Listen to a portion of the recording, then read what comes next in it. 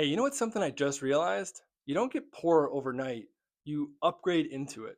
So, in this video, I'm going to share three tips that I've seen people where they sort of, let's say they live the default life and they don't architect their own wealth and they end up broke. Or they end up living more like in that lifestyle where they're living paycheck to paycheck, they're struggling financially, and it's sort of money's a stress. So, we want to talk about how to get up towards the financial freedom where you can afford that vacation or you can help your parents or maybe just afford that nice little gift for yourself or for your spouse or your partner. So there's three tips I want to share in this video. The third one I think is the best, so stick around for that one. But the first tip we'll run through them really quick is the mindset. So even if you're, making minimum wage, for example, or you just start off your career, let's just use a minimum wage. If you're making minimum wage, you're still going to earn over $1 million in your lifetime. So instead of thinking, oh, I can never make it, I can't do that, switch the mindset to, okay, how do I prepare for investing? How do I invest? How do I become an investor? And prepare yourself for that. So that's the mindset shift. And it's also just basically, hey, give a damn because you're going to be able to accumulate the wealth and fix it, manage it, control it, sort of thing. The second tip is the idea of anytime you get a windfall or like a cash bonus from work or maybe a cash refund on a tax return, or you get a new job, anytime you are seeing yourself with more money coming in the door for that week or that month, is engage in the practice of delayed gratification.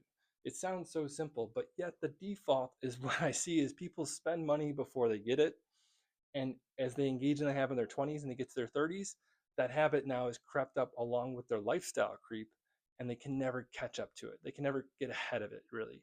And so you want to eliminate that. And anytime you can delay the gratification, it then sort of compounds towards your benefit. And not only are you ahead of it, but you get ahead of it more and more and more. So, highly encourage that route.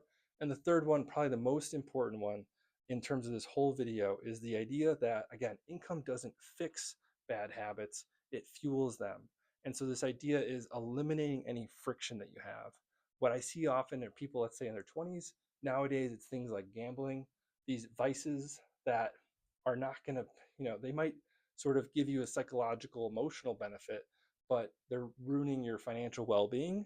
And I think about it as, there's other less dangerous things. For me, it was just like eating out a ton. I looked at the spend one year and I was like, I could easily bring home an extra $5,000. And I did that. I did that in 2026, wrote an article on it. I talked about how I meal planned and whatnot.